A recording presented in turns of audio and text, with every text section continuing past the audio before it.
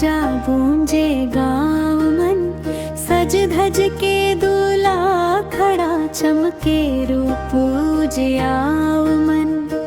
नजर मिला के हंसी झरे, दिल धड़कत तेज हो गिरन, आज मोर सपना पूरा होगे, संगी जिंदगी संग हो गिरन। जय माला के बेला माँ, फूल माला पहनाए जा, तोर संग जिए मरे, ये वादा निभाए जा।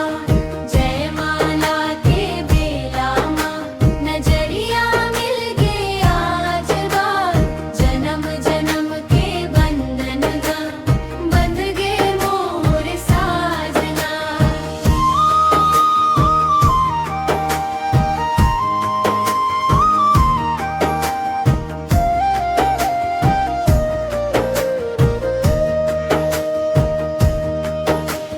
मंच में खड़े दोनों झन सब देखत मुस्काए हारे, फूल के माला हाथ मले धीरे धीरे आयवे।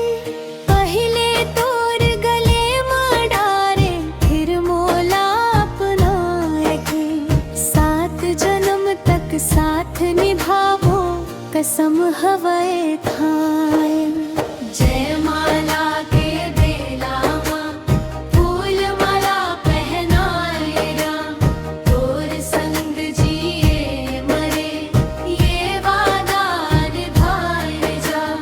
जय माला के बेला माँ, नजरिया मिल गए आज बार, जन्म जन्म के बंधन माँ, बंध गए मोर साजना।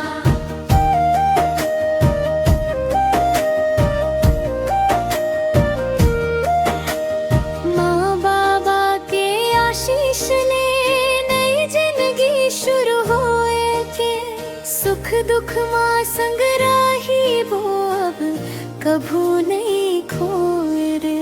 जय माला के ये रतिया याद रही